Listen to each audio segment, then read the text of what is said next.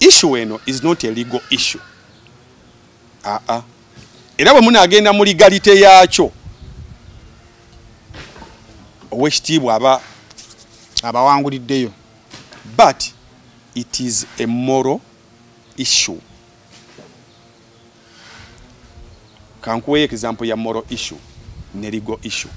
Oyina maama wo singa okeera ku makya n'omuwola miliyoni 5 ne muwandiika nze semwogerere Daniel mpoze maama wange swandiso miliyoni 5 ajja kuzinziriza mu mwezi gumu ajja kuziramu amagoba ga miliyoni 1 ayina ne business zaakola nawe oyina ezo z'okola miliyoni 1 ze miliyoni 6 ajja kuziza obutasukka nnaku z'omwezi 28 March. Toli manerenda era mu mateeka tokkirizibwa kukola ki kuwola naye ate maama wo omuwoze ne muwandiika era naye nassaako omukono ne mufuna ba witness. Maama wo atuuka ogwokusatu gugwako sente zimubula, atuuka ogwokuna omugamba maama sente zikula zimubula, ekiddako kiba ki eri defaulter. Era kugoberera mateeka tumuwambe. Thank you. My President Bobi Wine jebaleko. Wekitiibwa ogamba otya tuyina meeting wano mwe tutudde ng'akakiiko kubanga nga commission. Bobi Wine yaba muki mukamaawo. Nti nowe babadde akolanga emikolo nga leader of opposition yabadde ayitanga Ronald Kyagulanyi ogiggulawo n'omukubirako n'omugambo waayo tuyina akakiiko wano mwe tutudde. Okwe ebyo ebintu byayisibwa mu 2022 tuyina we tutudde wano bateesa bansiime ne ba commissioner bannange mwenga fenga abakuli ku opposition standi ya febere kikukawumbi kano mu bukadde meka mu bukadde 7 Bobi Wine ngakuteeka ku conference na Rubongoya Secretary General Rubongoya kyava gamba basabe mu kochi obuddo je tukiteeseeko eno nti emabega yonna waliwo ekyajja unbalance of power na biki ne wabaawo emanduso kati miliyoni 5 just manduso ya ntalo ezibadde mu baka mabega bale tuwuliranga mpulire nti waliwo abadde bakuba mpuuga nga baayagala dda agende olw'ebirungi bye byakoze kubanga ekyo tetujja kyekwerera. Mpuuga is one of the finest leaders nga leader of opposition, not even as a leader of opposition nga omuntu abadde ku opposition is one of the finest. Okuva mu bantu abamutendeka engeri gye yeekwatamu ebigambo byafulumamu n'engeri gy'amentalingamu abantu because Masako yalina abantu nze olwo lwotuuka mu Masako omwo waliwo omukolo gwe twaliko nga bavubuka bonna boogera nga mpuuga. Almutawa Enterprises Limited bano bakugu nnyo musonga za real estate season na oyagala kutunda oba kugula ttaka wekwate Almutawa Enterprises Limited tulina ploti ez'enjawulo enteketeko bulungi ate nga ne bbeeyi yaazo esobokera ddala ensonga zonna ez'ettaka wamu n'okulikulaakulanya tuzikolako tugula sako n'okutunda amayumba era tusolooza n'abapangisa oba okulabirira ennyumba zo abakozi baffe bonna bakuguka era bakozesa mazima meereere tusangibwa ku Hoima Road Nasana Municipality Wakiso District Esimu 0757 oba 0705 tufuna ku WhatsApp plus 973623888 Waniza na Josinziro kubanga atotulaba gwe ali ku channel ya Dr. Kwef webali kubanga atotwegaseko nawe ali kusema official tukubuzaako mwebali kubanga timutwegaseko mu show eyonako olwaliro abasema official buli mwezi Dr. Kwef ono muleta tunyumyamu emboozi so lero tugambe katukigatte ku lw'obugumu bw'ensonga n'obutakiddingana kisobola okubanga kivaayo bulungi. Uli abasema official ku sound yagena ate n'asukka obungi naye mwewaliza sebu ne mugiraba nga mugiraba mukayana twalina omusajja yewe wakaliga ng'atunda chapati ninga abantu baagala chapati ze wenamanya tebali baagala chapati ze lumundo oziyukira engano eyo bagikanda kisawa nga 10 ez'okumakya 10 mbajjako katala kati mugende okutuuka sawa emu nga chapati agati ndozo omwana accidentally yakuba akatadoba nekayiwamu amafuta mu ngano kati ate ng'engano nnyingi n'abantu lero chapati zirimu amafuta ne salabiri so ne lero puliamu amafuta awuya mu funa yenga bwa sala ningamba bibeera mu abantu ngabagala boyo no bibeera na yasoka nejja netambula ne bambira ngendo kulaba ngolaba kala zino silaba mu views buli mudde wali buntu bwa malanga akola ki ngaalaba ngomula wakati mu kunyigiriza etuse mu watch time dakika 2 ngamba tebalina kyakola ndoza alaba najja nako bwati najja ko wati paka wazaako bale no bimo ya muzungu erumbi tabukamu ne tumaliza tukigusiza otya nno ntyo gotya nduddo kulaba na kyandonda akaluba muko ali kali naku kuva Friday akalubyemu mayinza have a problem nina abantu bange benjagala nga mwagala ku mutima kati netako okulira ngo bayakoze ensobi aka example ntufu ndi muwagizo mani yo kakati nawadde wano ku office nga nabyenzo ku uploadinga nemva ompira guli mmeka emu kati batukuba equalizer nga sayimo mugezi kyuso ompira guveeko guuliriza kati nenteka oli katabu wali wengira mbwenti wabatebye era we nalabidde ndi ziweze mmeka wenalidde zigenza mmeka kati okuvaawo paka leero sinawulira kuyamiza nnyo kuba saagala kuwulira mawulire gali ndi manyi bagikoze bagikubye kakati ekyamazima nze personally as a person I like Bobby lwansonga emu nti testimony etasangibwa buli family oba ontegeera kakati ng'ovudde ne ku politics nze I just like him as a person nina abantu babiri benjagala njagala Bobi Wine mwagala bugingo ng'omuntu mwagala nina bye neegombako nategeka ku comedy nga amasinga Katonda ku bantu baabo omutwala mpaako 10 nange nujja kulabo ntanga luyaya nakulaba nze oba ontegeera kati ebirala byonna so bisane I like that kati njagala ekyo ekimutambulirako kane Bobi Wine njagala success ze ng'omuntu ngamba nzine wampaako kakwota kati bwentuka mu kaseera we nawuliriza ow'ekitiibwa mpuga nga mpulira ng'omutuufu we nasoma ekiwandiiko kya Boni nga mpulira ng'ekitu kati sinaddamu kulaba ku talk show yonna nze kino nakigeraageranyiza ku taata ne maama bali mu lujja bakubagana kati oli mwana oli mu nnyumba taata akunnyonnyola ne maama akunnyonnyola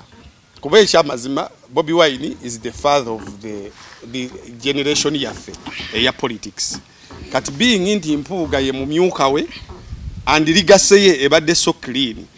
nti nze ng'omuntu mwegomba mwagala kati nabadde ye mwami omukujjo nze naliwo ng'atuuka nga yambadde nga tekitunonye yali ya mitwalo ngaago kati ye muzeeyi wammwe ye kitammwe oba yandibadde akweba taata mmwe omusanga ne mugamba nti njagala mbeereko ngati nti ye muntu akuze he is successful obulamu ali buki kakati ngendo malizanga ne wensanga akakundi akakayana it is the first debate bukyanganda yesaga kati nogwe mkago ino mukisadi abantu bakumanyidde nnyo ate mu analyzing entertainment bye mubeeramu ebyo ne ba junior ne ba kati ate sasi nakatinze messages nakafuna ko bufunyi okuva ndozo olw'okutaano kuba ekyo kiwandiiko ekya Bobi Wine kyajja lwakuna akawungeezi nali mu front page wali na masuba tuba n'endongo buli lwakuna mbandi mu disco bandi ekuba na ngenda mu gundi ya mawulire entertainment journalist ndaba Flavia Namulindu alina ekiwandiiko kyataddeyo nga nkisoma ekyasoka kunzira mutwe angamba mukama ngenda okulaba nga ekintu kino baddamu bafulumya abataddeko ekigambo fake kati saaka yana nziramu nkuba lukoba kulu ngamba ekiwandiiko kino nziramu nga switchinga nga ngenda ku Twitter ya Bobby nga akitaddeyo nga kyakamala eddakiika 5 awo mudu yange ya front page we yakoma nintali kolowooza ebintu emitwalo nga 7.5 kitegeera message nga bwe zijja mu inbox kwefoli side kati mukama agenda nyamba twabadde ne Jasmine ku Friday ngamba kasoke mbere mu Jasmine eno ekyosi kimalo kola kiyite kubanga taata ne mama nga bali mu lujja bakubagana nze kinkaluubirira ng'omwana to amplify their fight osegede ng'omwana nga nina kusooka kujja gamba mama ne taata badde nsaba tudde mu nju mbegayiridde kuba kati abantu bali eri bagamba gwe mwana ongo kubaffe baana abakulu mu lujja muno osegede akalonyo kwefu problem je tulina mu bino byonna byonna zikambaga bicho walogola bayina side jawa nenga side tajiwa kuva ku ntobe ya mutima gwe ne lwakuba nti ono bwavaawo afunamu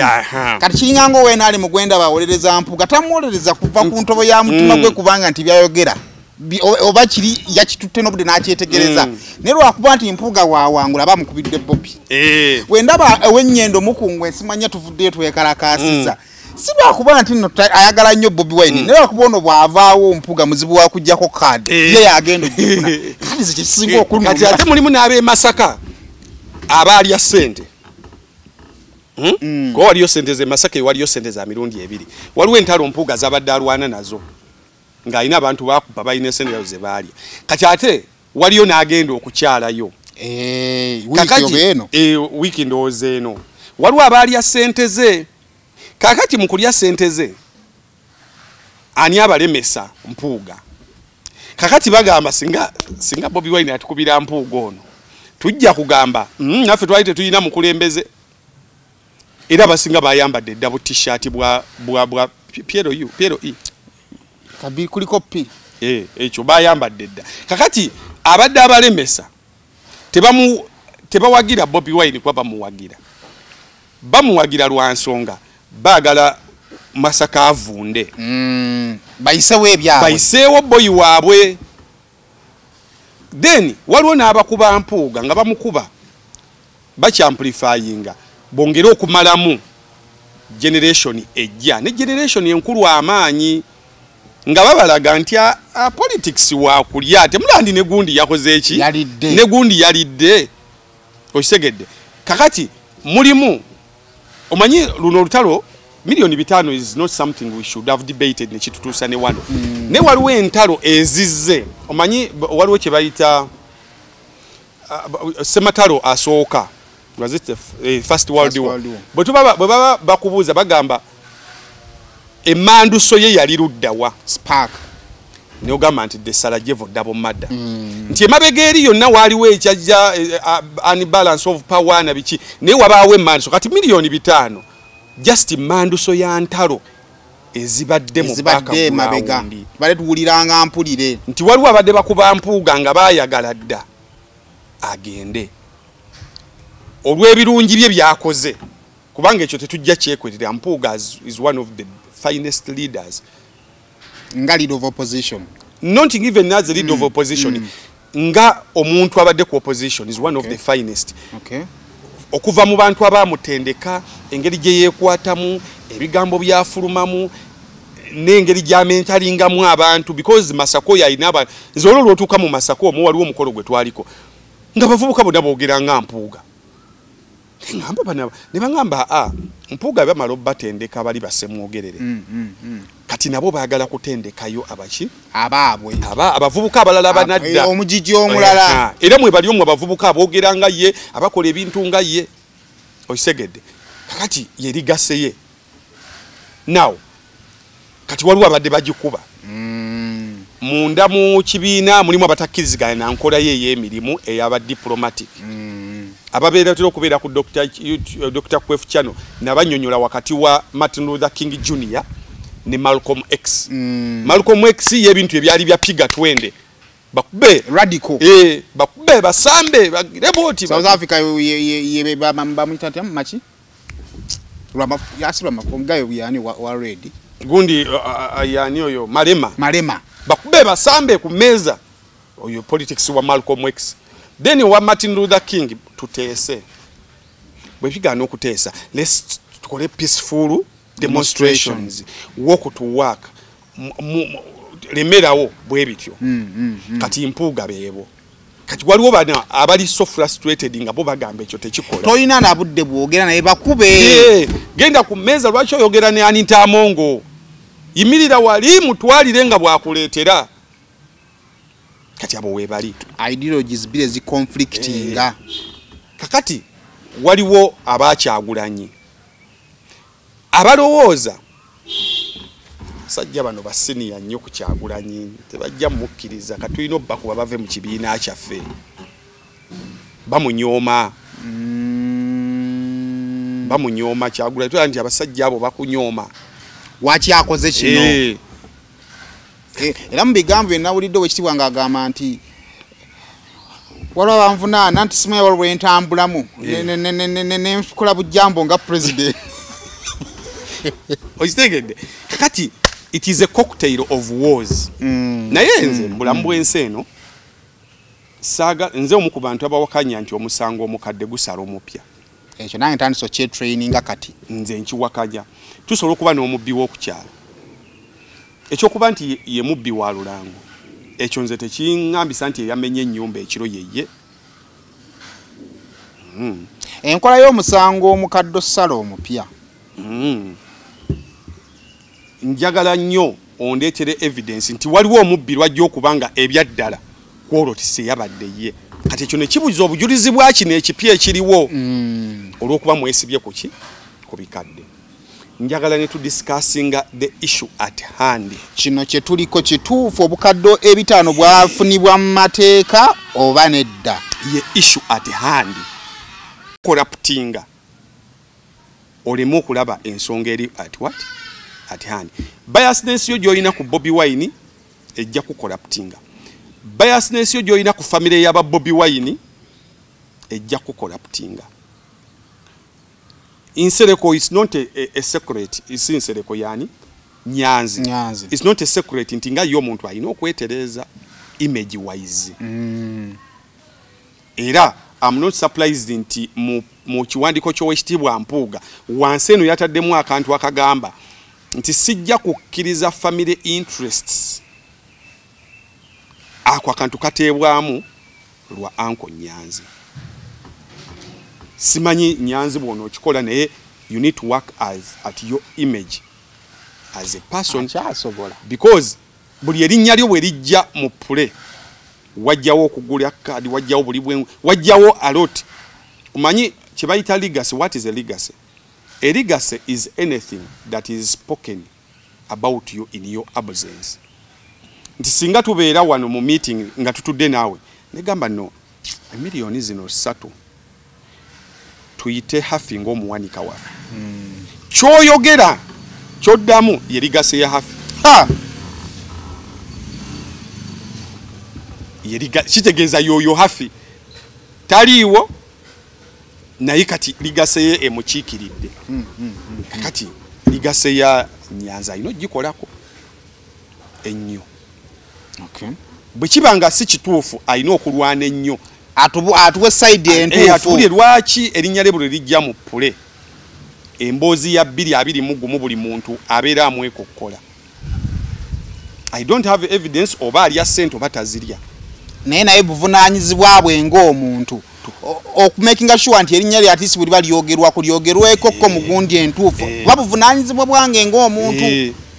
ekyo Nyanzi kyensonga lwaki family interest kola ki because mu family ya Bobi Wine ani ali active omulala gundi yali Bobi yawe ali bintu bebirala ba Mickey Wine bali byabo it is only Nyanzi maybe ndoza ne Babi because mukyala wa Bobi Wine she appears nga a supporting factor naye omuntu ali active is what kakati now omulabi waffe ye kyayagala omanya simanyi bana ijona ayita ani mutufu ani mukyamu nga yete yekwekeredde buli omu mukyamu buli omu mutufu okoze kya Haji yasinziramu Haji yakola atya yali mu nzikiza n'agamba mwenna mbaagala oliriza kanso nze bino mbyogeranga omutwe gwange bwe gumpeereza bw'obeera n'omukazi ng'omuyinamu abaana okukyankalana kya bulijjo asobola okukola ensobi which is era kyobulaba nze ngamba nnyo abantu nze Bujingo okwawukana ne Teddy n'afuna makula has never been a problem because every married man is a candidate of separation. Mbadde nsoma ku gundi ku Mr. Ibu bakazi b'engeri gye bamubbamu n'abaana be ne babba ebintu bye atuuse kufanga alinga ali mponga byoya yalwala diabetes abantu ne bamusondera ssente nga bwe tusondera Mugema mutabani we ne step daughter we ne beekobana ne babba essimu ya Mr. Ibu ne bajjako ssente bangamba baana baamubba era baabakwata babaggalira omusango gwabwe guddamu okuyizibwanga 11 Maachi. Ozosanga be baali tebaafuna kuzira ebyasooka okubbibwa. Kati ebyasooka abakazi be baabibba n'ebiringa ebyo. So every man is a candidate, but engeri gy'okwatamu maama w'abaana abo akoze ensobi ematalinga yeekukubya nti bw'omukwata n'omwambula n'omusiiga n'empuuta n'omugamba weerwaneko embwa ziizo ng'embwa zitadde ne bw'otazita okasinga okasuka ekyennyanja ekiriko empuuta n'okirekaawo ddala okakaza embwa tezijje ne zirya naye jjukira oli maama w'abaana bo kati handlement engeri ne bw'aba akoze ensobi to the extreme ekyo kirina okubeera at the back of your mind nti maama w'abaana ono mwambula naye muyinamu abaana bano basigalawa maama w'abaana ono nyina famire gye namujja famire eyo agikiikirira kati buli lwe mwambula ne muteeka wano mba nyambudde famire yawa bukoddomi mbwambula mukama bw'abayambanga mwenna mwava mu tribe yeemu maama w'abaana muganda naawe oli muganda bw'omwambula oba oyambudde muganda muki muganda munno ezo na point oziteeka ku mmeeza noga ensobi yo weeri naye no gwe nyambula ani wange maama w'abaana kuba owekitiibwa aliko abaana be yajja nabo ayina be yazaalira mu Nuupu ayina be yazaalira mu bufumbo obukadde obwa DP kati abaana abo bonna nyaabwe omutadde to the extreme kakati kyonna ne bwe kiba kituufu ne bwe kiba kikyamu basooka kudda ku defensive kulaba ngeri gye bambaza nyaabwe ngeri gye tutaasizza maama tumuzzaako tutya engoye olwedde taata amukoze eki amwambudde kati bajja kusooka kwerabira ensobi eyakoleddwa basooke balwane nyaabwe kumwambaza bamuggyeko akawo k'empuuta ebisigadde babiwoze naye nga bagamba yakoze bubi okwambula maama kati tuva ku nsonga yayambuzza maama ne tulwana tusoke tumwambaze era kyebava bakuba ne ku bukoddo yagamba muwala wammwe omusajja kyamukoze wano ne bakugamba waali tuweereza omwana waffe okusinga okukola ki okumuswaza kati ye issue yasoose okubeera at play ey'ekiwandiiko nti okutte maama w'abaana whatever kyonna kyakoze oba muloogi oba abaana bakulu nyaabwe bamulaba ku mawulire ng'ali bute ontegedde kyembadde nkunyonyola nti aba protectinga mpuuga basobola okuba nga passe n'ensonga gye baprotectinga tebagitegeera ne baprotectinga kikolwa baprotectinga muntu ne ligase ey'omuntu eyo Amanyo gakuluma, gaguba, oliisa ludda lumu, gakunyenyera, bosaayi ekyokya, oba ekinyogo gagasanyalala, ebibuno bijja omusaayi, galimu ebituli, tokyalya nnyama, senyesa Nana Herbal Mouthwash. Gwe tukomezzaawo mu ccupa empya, enyigiddwamu ekigambo Nana, wansi ne mu mbiriizi. Kakasa nti alambiddwa bw'atyo, gwe bakuguza, musange mu supermarket ne pharmacy zonna, era yawandiisibwa National Drug Authority. Wildlife Millions imports premium brands of skin and hair products from South Korea and the USA. Made out of the finest natural ingredients, the products are suitable for both men and women of all skin types and ethnicities without side effects because they are certified by the strictest global testing standards for cosmetics. The affordable products give you effective and fast results, contain no harsh chemicals, artificial scents, and they are not tested on animals. We ship globally within 3 to 5 days. Order now online at www.wildlifemillions.com or visit our outlets, MyHive Shopping Mall Vienna, Austria, or Care Center Kuki Tower Shopping Mall Kampala, Uganda. Call or contact us through WhatsApp +43 677 6325 2236. Follow us on social media at Wildlife Millions. We guarantee noticeable results within a week. Kakati gwe yamwambudde alinoba ekyo obadde wakirowoozezzaako okitegedde kati eyo ye part 1 gye nsobola okuwa nti omuntu yenna naddala abo kati abantu abaludde bw'oba ogenda okumwabya ebyo nabyo olina osooka okukola ki okubirowoozako era naye kyova olaba bw'omala omwabya aba takyalina kyakufiirwa either asirika ekyosi ne kiyita oba naye agenda mu defensive neyeerwana kuba alabe kyazimbidde ebbanga kigenze twagenda okutuuka olwokutaano nga mpuuga ku bwenyi bwa politics taliiko okisegedde ng'agenze ku record as a corrupt and an office abuser kakati naye kwe kugenda mu defensive kyobulaba olulimi lwe yakozesezza ng'ali ku CBS lwabadde lukaawu omwana twamuwa nga tumusinga emyaka nga tumusinga experience kati ebyo byonna zibeera abusive undertones ali mu defensive ng'ekibuuzo ekiriwo nze ng'omwana kyembuuza ye yabadde last option nga tetunnatuuka wano wetuli ye yabadde last option nti ebirala byonna ebisooka twabadde tubigezezzaako ng'ebyokwegalira mu kisenge kyekibuuzo kyezijja kufuna mukisa tuba twegalira mu gwaso kuba bagambye meeting yaliyo tuba twegalira mu kisenge ekyo kyali kimala nti meeting bino ebintu byaddewo speed Bobi Wine yakomawo nasanga exhibition egenda maaso naita meeting bagiyita ndoza one day then bamuwayo lunaku lumu then the next day ne bamwabya lwaki speed yabadde nnene nti byonna events za happening in a space of 8 hours and a week ye exhibition ye meeting ye olio obuta designing na kyagambye okusinzira ku meeting yabwe kwe kumwabya waliwo ekyali kyategekebwe dda nga twabadde tulinze bulinzi nti oyina gw'oleeta endowooza nti kino it is just a spark naye nga bulijjo munoonya mu mukwasiza nga si exhibition yeggwa muyinza obutasobola kukiyisaawo bulungi nti mu bbanga tono nnyo mu myezi ezitawera 6 kwe kumujja ku bwaloopu kwe kuweereza kunga mu constituency ye etandika okukunga nga n'abagenda okumwesimbako already mubalaga abantu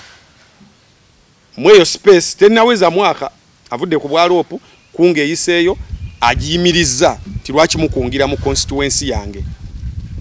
already tulina constituency eyo gye baatuwangula bakisize musookeramu nti aba yakamala okugulumba n'abakunga all of a sudden ne wajjawo exhibition n'emukwatirayo ye meeting ye speed why the rush nti omuntu omuleeta endowooza nti waliwo witch hunting eri ku muntu ono ontegedde kakati ebyo byonna twabirowoozezzaako kubanga kino ekyokwanika kyekisembayo nga byonna bimaze okukolebwa naye ekizibu byonna okukolebwa mu nnaku 3 nti tutudde meeting olwokubiri olwokusatu tulukuwadde teekayo ekiwandiiko ekiraga nti olizayininga era walya ssente nga bw'okkiriza wano ku lwokusatu tokikoze ku lwokuna tukwabiza tiki why the rush kati ezo question ne zibeerawo naye nga ziva from the background of mama mumwambudde tu nti bonna abali mu parliament nalabako observer ngewandise na Mbeshe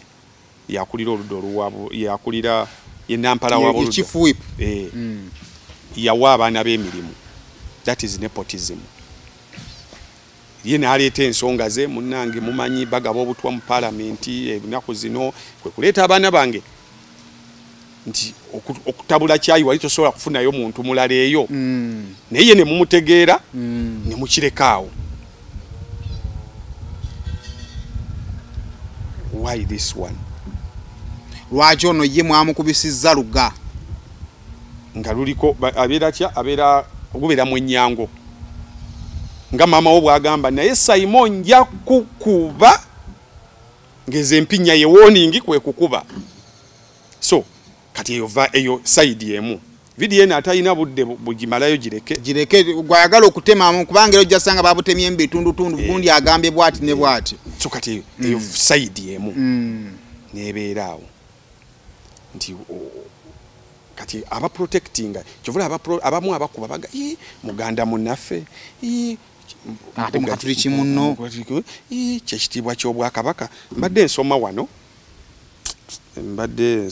wano mukama nyambe nzijukire wenkatadde buno katumuketaaga kano ndaboba kyasobola okukafuna yali anyway kambuze wenkatadde naye yali not Martin yali anyo gayiwa oba Jeff Kennedy waliwo essera ndowooza bwe kyatuka ne bamuteeka ku kazito nti gwe oli wa ddiini bweti eddiini kati lwaki bali ab'eddiini we bati n'agamba walina okubaawo enjawulo wakati wa state n'eddiini the difference should be absolute tewaliwo alina kukozesa ddiini akozese state to suppress other madini nti engeri gyoli eyo nga gwe mukatuliki munnaffe kola bwoti ku lwa bukatuliki ekyo kibeera kikyamu nti mukozesezza eddiini then mu influencing state to suppress other religions n'agamba nti nze I don't speak for the Catholic church oba church yonna sijoogerera ne church bwebe eyogera teyogerera nze bino mbikolanga I'm a Democrat. So yagamba I'm a Democrat candidate. I'm not a Catholic candidate. So wolani mpola mpola. Olala yogera ko ali bagalo mmoja ajinganga a Democrat a Catholic Democrat. Nabagamba I'm not a Catholic candidate, presidential candidate. For this time around nzizenga Democrat. Era byenjogera tebikiikirira church. Bichikirira nze nga osegedde so kakati bali abamu abagamba mukatuliki munnaffe tuyino kyawula muganda munnaffe tuyino kyawula kwange era tebona aleta mu ddiini n'eggwanga ojja kugamba nti kakati ne muganda munnaffe nga bulijjo we tubadde nga batukubye nga bannaddiini nga ate ddiini temugireeta so kakati lwe lutalo we lwabadde kusaidia y'abampuuga abamu protecting now netugenda kusaidiye wekitibwa nze okusinzira ku ntegeere yange njabage guno omutwe gwange byenjogera tebina out of your observation research okuvolwa n'ekiro ekyo mbadde nsoma ebintu bingi nga mpuliriza ebintu bingi sente ezoogerwako obukiiko commission before parliament y'omukaaga the 6th parliament obukiiko tebwali commissions ezo tezaaliwo before parliament y'omukaaga entuli mu ya mwenda obukiiko obwo tebwakola ki tebwaliwo abakozi ba parliament nga bali under eyaleeta etteeka eryo bamuyita Dr. Ogwal eyaleeta bill eyo atali Cecilia ye oba ye Ogwang something yagamba ye mukunnyonnyolako agamba nti yayingira parliament ng'omubaka nalabanga administration ya parliament eri direct under almost state house nga sente ze muino nga alinga president Museveni yabo wane emirimu like supervision eriwa mu state house sente bazijja ministry of finance nagamba kino kikola kitya ate nga parliament siga eri independent erina okuoverseeing and supervising amasiga amalala katubeera tutya kati aba finance bwe tulituuka example bwoba ogenda okukola oversight ogenda okukebera ku ddwaliro ly'erubowa oba balizimba badda wansi oba balizimba badda waggulu olina okufuna facilitation kati mpandiikira nti aba finance bampe facilitation antwala tu okulaba eddwaliro lya government singa babeeranga kyengendo oversightinga bakiinamu interest banampa transport tebasobola nagamba ntwetaaga parliament nga eyina financial and emirimu gyabwe nga tugyekoleranga ffe nga tulina akakiiko commission ezo bwezito bwezijja era bw'osoma emboozi yakugamba bwe bimala okuyita ne batugamba ne baŋŋamba era gwe waleese gundiyo era gwe oba osooka kuki ku commission era be basookako oyo oba ne Salaamu Musumba be basookako ng'omutima gwaleeteddemu mutima gwa kulaba ngeri gye batagguluzaako independence ya parliament okitegedde kyekyaleesa commissions ezo kakati bino ebyokuteesa gundi bamuwenga y'akasiimo bizze luvannyuma of course bagenda be evolvinga ng'ekirowoozo kya commission bwetaaliwo nejja in place kati era n'operations zigenda zijja mu mpolampola tegedde now issue eri at hand is the million meka sina bitano kali kawumbi kamu obukadde 7 lwakwe ebitaano bya opposition naye waliwo abalala batwala ebinaawo singane zaake yaliwo naye ize zaaliwo era ye mpuga akugamba zaake bwana emisango ze kitegeeza nti nno opposition bali balina okujja signing obukadde 9 kitegedde now naye etteeka eririwo liwa vice president prime minister speaker ne deputy lyetteeka eririwo erya leader of opposition teririiwo kakiiko katuula butuuzi akafuga parliament ne kagamba tukole ki tukole internally tusiime so that means bayita mu kamooli oba bakozesa kumanyi gabaweebwa nenga bali basolo kiisa eri mu tteeka ne kibaayo mu tteeka nenze kyesaagala gendamu issue eno is not a legal issue era bwe munaagenda mu legalite yaakyo owekitiibwa abawanguliddeyo but it is a moral issue kankuwe example ya moral issue ne legal issue oyina maama wo singa okeera ku makya n'omuwola miliyoni 5 ne muwandiika nze semwogerere Daniel mpoze maama wange sowandiso miliyoni 5 ajja kuzinziriza mu mwezi gumu ajja kuziramu amagoba ga miliyoni 1 ayina ne business zaakola nawe oyina ezo z'okola miliyoni 1 ze miliyoni 6 ajja kuziza obutasukka nnaku z'omwezi 28 March toli manerenda era mu mateeka tokkirizibwa kukola ki kuwola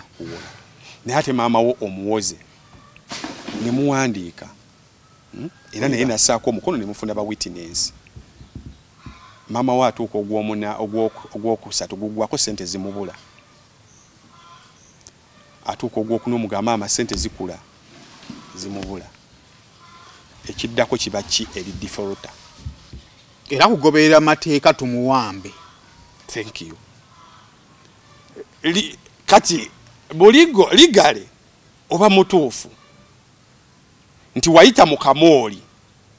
n'owola maama wo ssente newankubadde eno gye bitandikira toli mutuufu kuba towola ki naye ate waliwo etteeka oli baali baagala okuleeta abasajja bagamba abantu beewola nnyo mu mbeera bwetyo abantu babakubisa etteeka sima gwe towola kyokka ng'oli bamugye mu buzibu kati ke kamooli k'oyiseemu gwe komishoni togenze eri mu tteeka naye olina obuyinza obukuweebwa wano sente zizo ozirina n'owola maama wo kati maama wo sente zimulemye omusibye bwe tunnyonnyola mu legal framework oli ki oli mukyamu oli mutuufu kubanga wola n'otazza naye the mere fact nti the person in question is your mother morale oba mukyamu era society ega sayima amusibe abantu bewola nnyo naye gwasiba maama we linda natusa kusiba maama tosobola kati ye bayita moral issue nti bona ogenda mu legalities zaakyo commission erina obuyinza obuyisa ssente ezo era ow'ekitiibwa abazirinze era akkirizibwa ng'era bwe yannyonnyodde n'agamba bw'ogenda kuba leader of opposition obeera toyina mirimu mirala gy'okola oba olina okuweebwayo akasiimo ogende weekubeko enfuufu ng'omuntu awaddeyo obulamu bwe bwonna okukolera paalamenti n'abantu ba bulijjo. Kati ekyo bwe bakikunyunya bwekityo kiba ki abamutuufu era ssente zaaba alina ozifuna neni kati Kyagulanyi ne banne side gye bafulontinga is the moral side nti one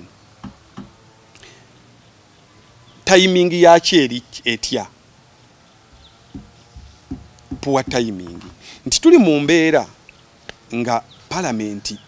expenses zayo ziri waggulu opposition ekintu kye basinga okufulontinga tukendeeze ku size ya parliament sente spending bwawo ki nyingi abaka ba parliament bangi n'abamu tebalina kye bakola so bwe tufuna omukisa ogukendeeza ku nsaasana ya parliament weewaawo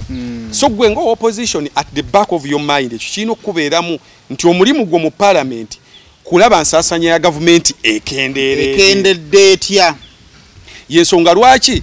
etteeka weeriri eri wa sipiika emmotoka ne vice w'emmotoka kati then Kadaga yali abaddeko vice eyo motoka emu yali abaddeko speaker eze motoka ki baba mwa speaker nti yaginona oba yatuma mwana oyo mwana nno naye mugumu ya ayina engeri gye yazire ewantu awajjawo nga waliwo bafu era kati asatu fire tudde muntu mulabeko kakati afune motoka nega jukira we yaberera speaker omusala gwe yali afuna gwali exorbitant gwali mungi n'allowance zina byonna diruzi zonna ezijjira ku kifeeso ziba nyingi nga tugamba yadde etteeka weeriri nze kankunyumizeko taata wange waliwo ekiseera nze we nabeerera nga nsoma yali siniya wano siniya tunze nga mpoota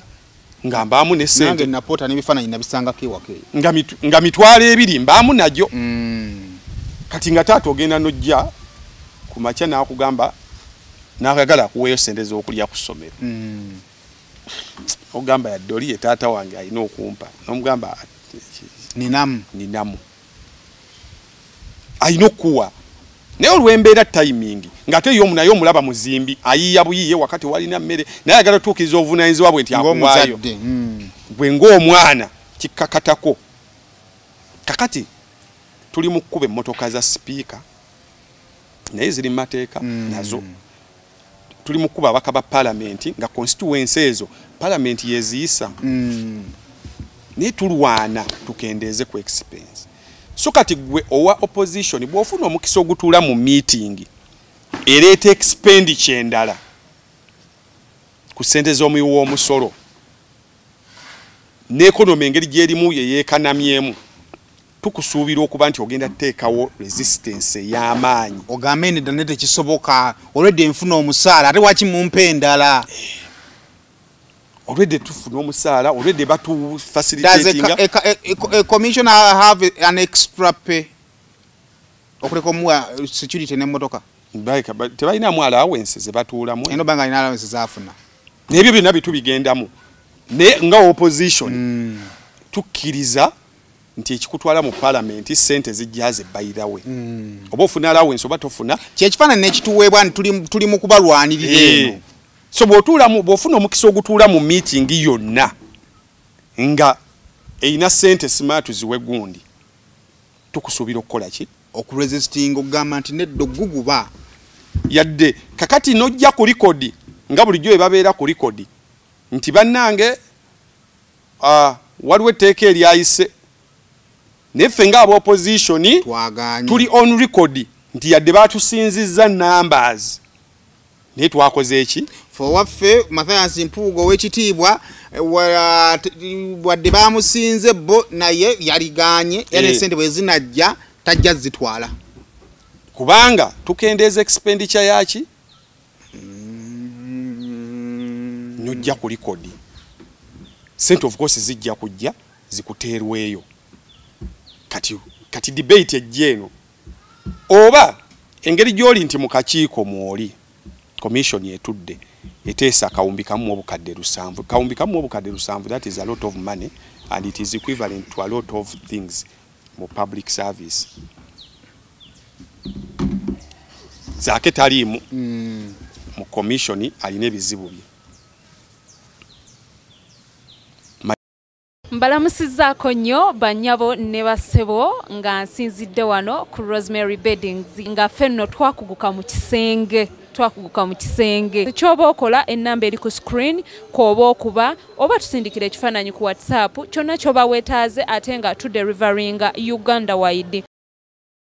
Stress no more if your dream is to go abroad. SMP Tours and Travel is here for you. We work on your travel documents like passport and ticketing, and we can get you visas for countries like Turkey, Switzerland, Iceland, Finland, Germany, Netherlands, Denmark, Dubai, England, USA, Bahrain, Canada, and South Africa. We are located on plot 9, Lumu Street, Kampala, Julina Complex. You can call us on 0759 793 767 or visit us on www.smptoursandtravel.com. SMP Tours and Travel, let's explore.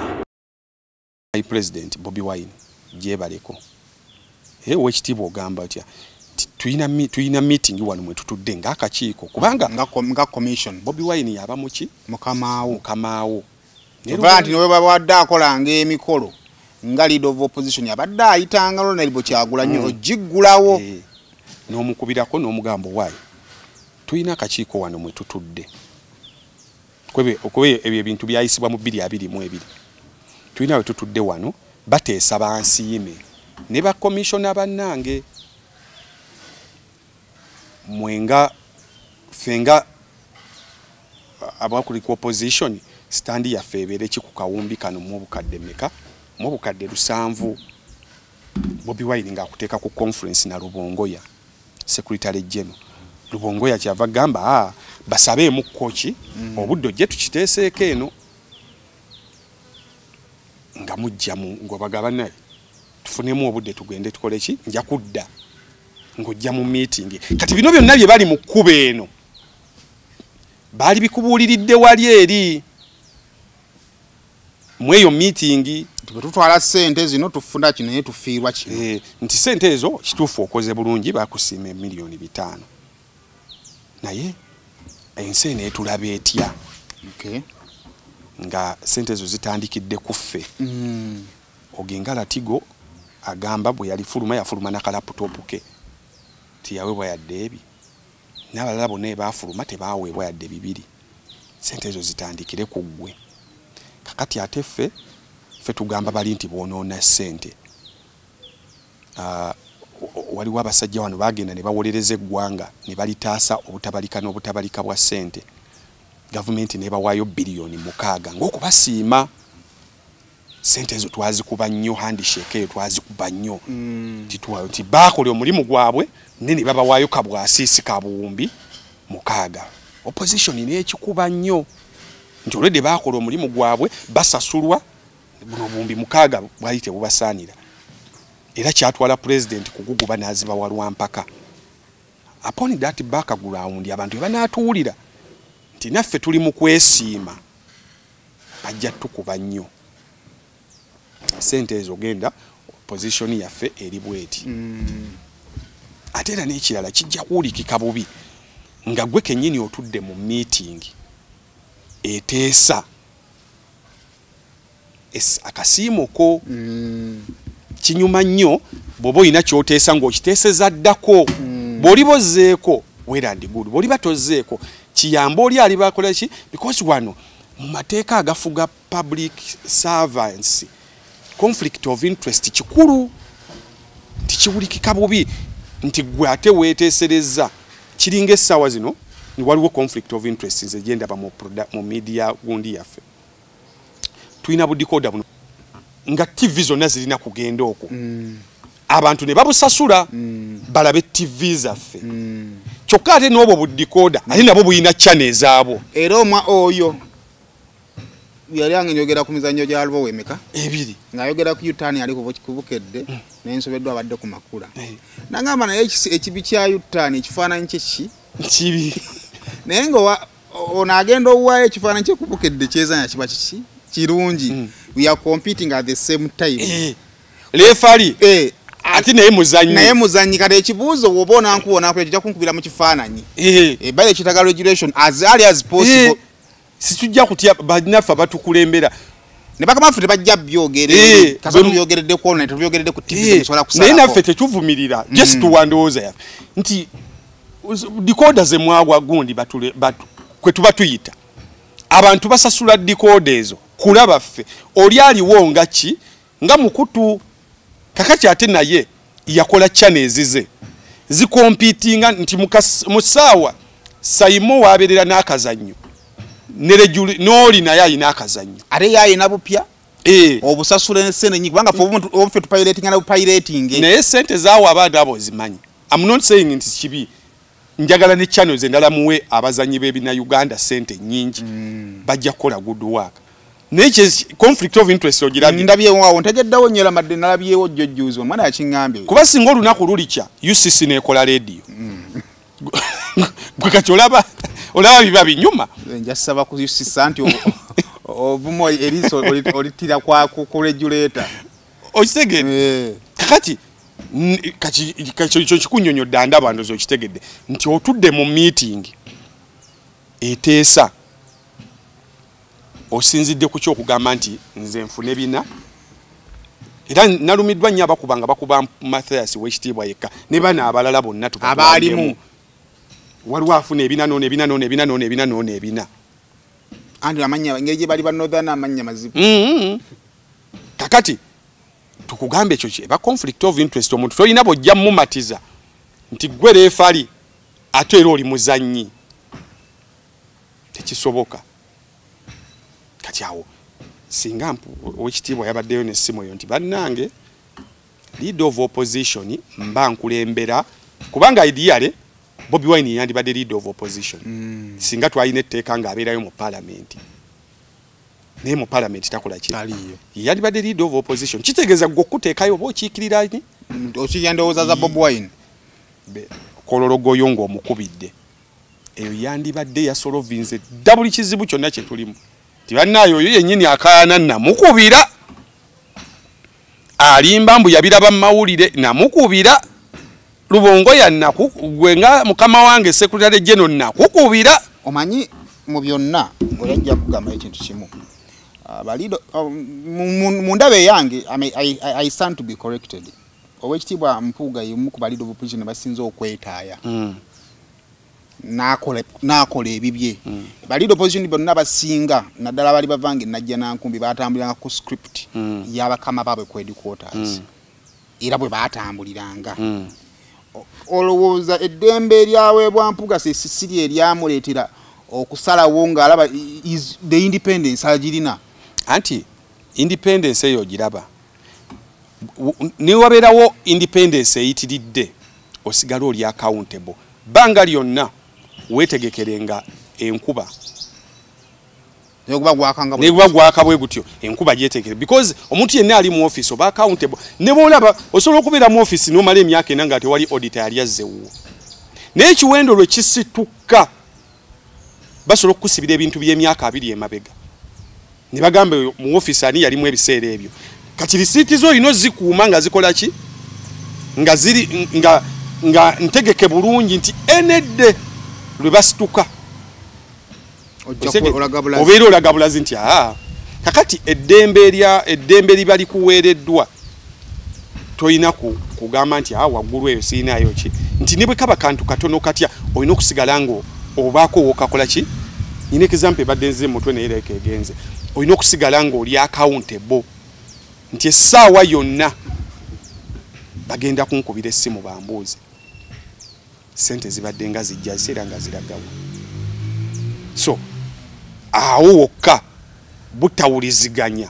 wewaava ettabbu eno so tugenda okumaliriza nga ebyo ebibuuzo weebiri nti lwaki tewagamba mukamaawo nti meeting ngituddemu lwaki watuula mu meeting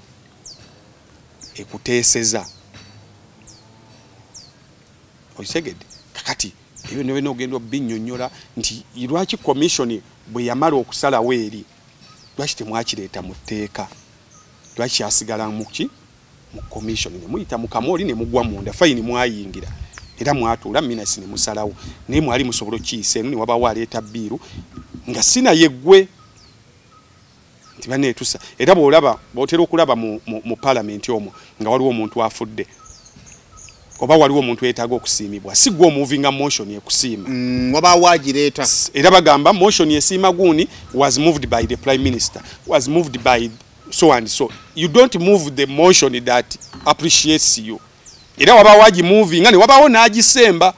temusobola okuyisa ssente zino commission yammwe neeyisiza commission y'abakomishoni abaddako bakomishoni abazze bo ne bagamba nti bannange okusinzira ku commission enkadde baatuula ne bagamba tusiimibwenga naye kubagenze wadde bafe abamu twakomyewo ne tulina leader of opposition yakoze eki tubadde tusaba naye akole ki asiimibwe oba oliawo akasimu nga kakkubirwa olw'omulimu gwe mwakola ne bana abatudde ne bagamba so mu bufunze byonna okwanguya ebintu byonna opposition etambulira ku resistance etambulira mu kwanika ebirowoozebwa nti bibi bya gavumenti move ya Kyagulanyi ne ttiimu ye kwongera kusigambala nti bwe tubanga tuvuma ebibi ebiri ku gavumenti tetusobola kukkiriza kukweka bibi biri mu ffe nti ffe tetusobola bikweka tetusobola kukkiriza kukweka byaffe nebyaffe tulina obyogera anti kakati kyekiri bwe twatandikidde nti ng'ogenda okwabya ebibyo olina okubirowooza twice nti okubyabya ebyammwe nga bwolaba nti okwabya ebibi bya gavumenti ebeera last resort we mufunye omukisa nga musobola obyogerera ku fulo ya parliament muyibannyonnyola bwe bagaana mu mateeka then nga mujja eno nga mukola ki nga mubaanika kati nammwe okwanika erina kubeera last ki resort kakati nti bingi nnyo ebiyise ku tteeka nga egirimiti eri mu tteeka kati era tewaliwo president asobola okwesimbawo emyaka gyonna gyakola ki gyayagala naye nga morale kikyamu era namwe opposition tusiba mu kyogera kikyamu era ne bino ebisanja okuvaawo morale for the side of the opposition it is wrong naye mu tteeka because bali balina babaka bangi kyayita kati naawe alijja nga President Museveni avuddewo togenda kukeera bukeezi okyogereko nti twatuddeeyo ne tugamba tukomyewo ebisanja someone mu government eziriddako so buli kintu kati n'abalina okukyusaagana amateeka bano ge baayisa olina kuyita muki mu mateeka koloto tumaliriza tutya kubanga bino byonna weebiri morale waliwo abakyamu bonna morale bakyamu ale bonna morale batuufu ligala omu mutuufu ligala omu mukyamu ani mutuufu ligale ow'ekitiibwa mutuufu kubanga bya ssente bweziri amateeka tolina bwesobola mukubira anti conflict of interest mu court then the moral comes mu court conflict of interest tesingika kale bonna ne ligale buli omu alina ensonga kati tutuuse tutya ku ground what I don't want abayeyereza ng'owagira Nuupu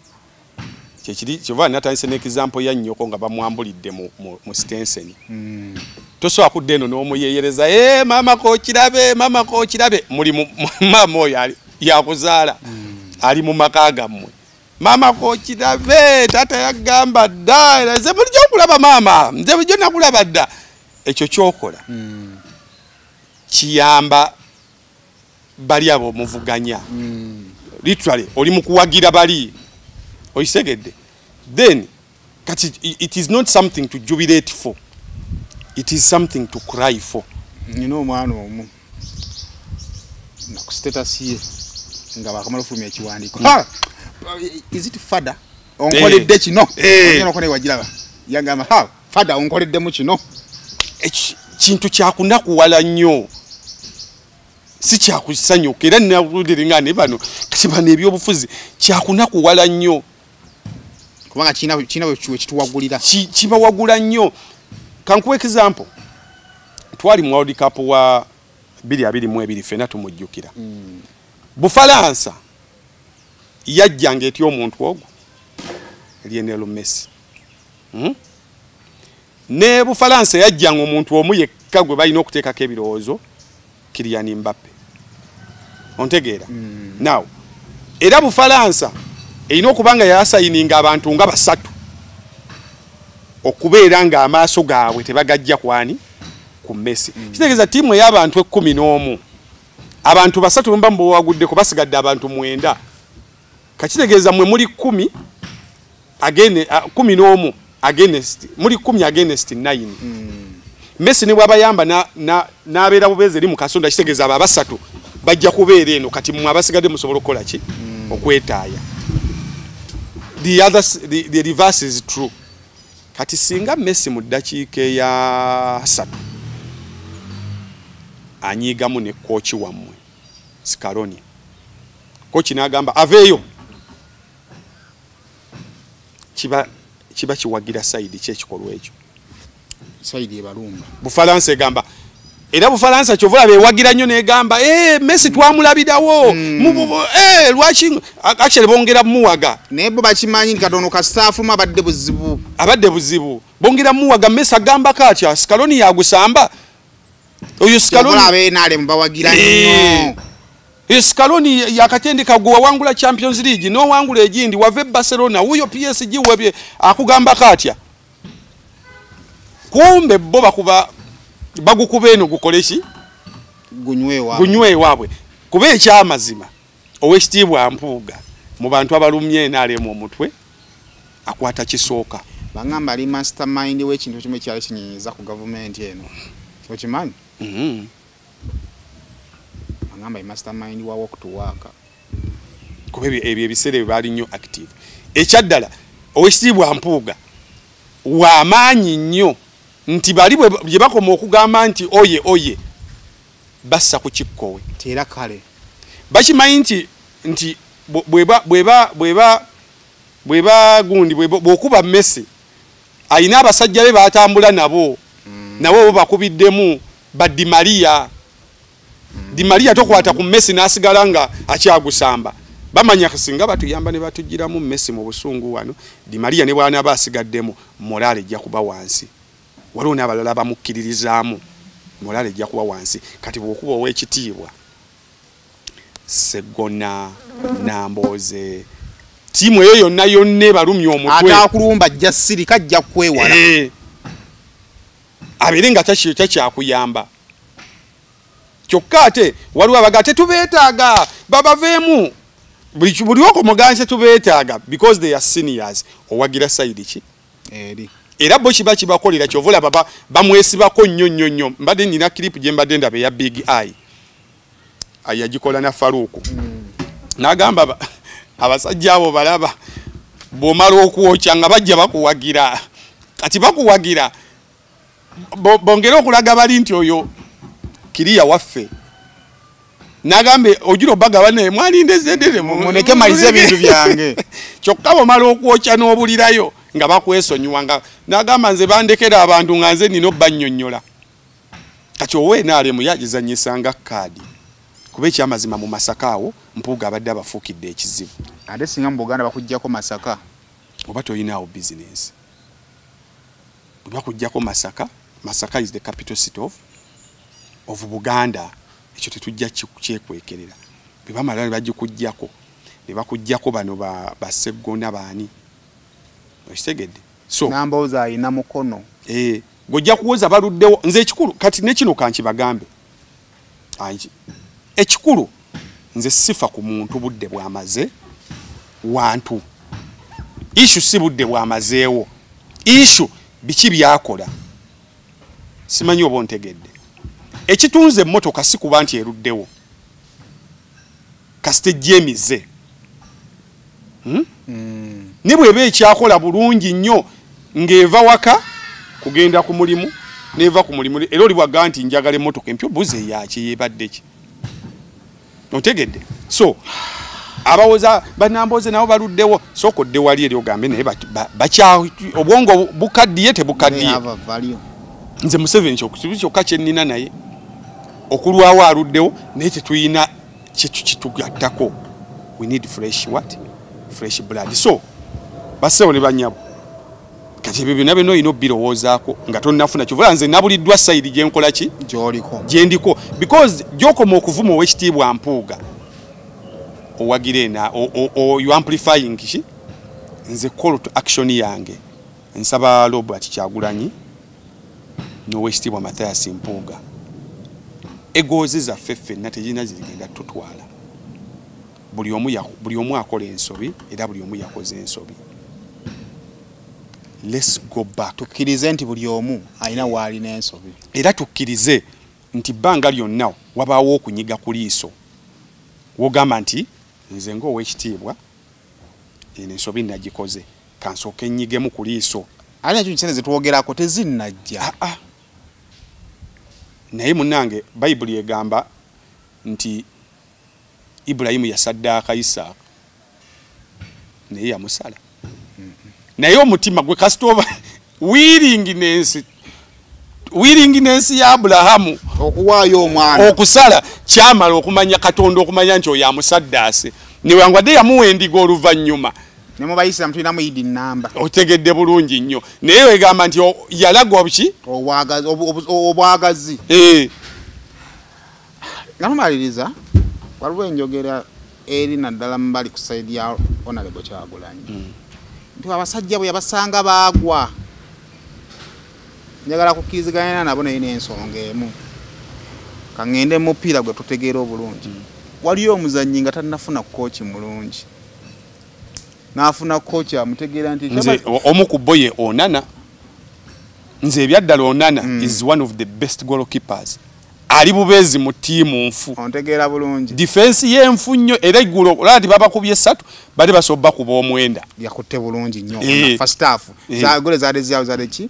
Ng'omuzannyi alabibwa ng'omubi naye nga bamuzannyisanga striker naye ng'ate mulungi okubanga winga namba 7 n'akukuta naddawa.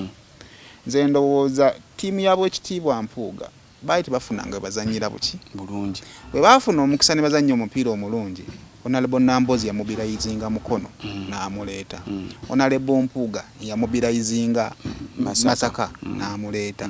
Kituufu osobola ofuna omukazi nga musiiwuufu naye singa ajja mu ssente najja n'alabika bulungi nga Zali kitegeeza nti gwe wamuwajjiini ezimulabisizza nga Zali just gwe wamuteeka mu ssente ezajjayo jiini zize. Abasajja abo baali b'amaanyi. Era naawe woba omulangira nti nakusanga oli musiiwuufu